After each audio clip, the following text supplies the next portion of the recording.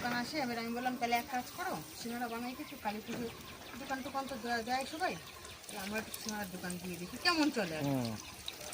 এই করে সিঙ্গাড়া আমি 75 টাকার ব্যবসা নিয়েছিলাম, মাত্র 75 টাকা নিয়ে নেমেছিলেন। নিয়েছি একসাথে 75 টাকা নিয়ে নেওয়ার পরে ব্যবসায় প্রথম দিন আমি এই 75 টাকার মাল প্রথমে অল্প 50টা বানালাম একটা করে, 50টা বানিয়েছি, তখন ভালোই চলছে। তারপর পরে আবার আর 50টা বানালাম, এইভাবে করে করে আমি 150 পিস সিঙ্গাড়া বানিয়েছিলাম সেই একদিনে। একদিনে 150 পিস, একদিনে 150। 75 টাকার ব্যবসা। হ্যাঁ, ছোটো মানে এমন অবস্থায় যে 75 টাকার মাল নিয়ে প্রথমে বলেছি 50টা বিক্রি করে, পাশে একটা দোকান ছিল মুড়ির দোকান, সেখান থেকে মাল নিয়ে আবার বানিয়েছি।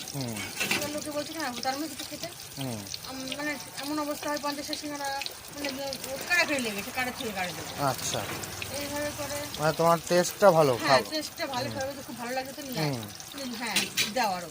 এই করে 150 পিস সিঙ্গাড়া। এবার তারপরে থেকে এবার 3 দিন এখানে দোকান দিলাম।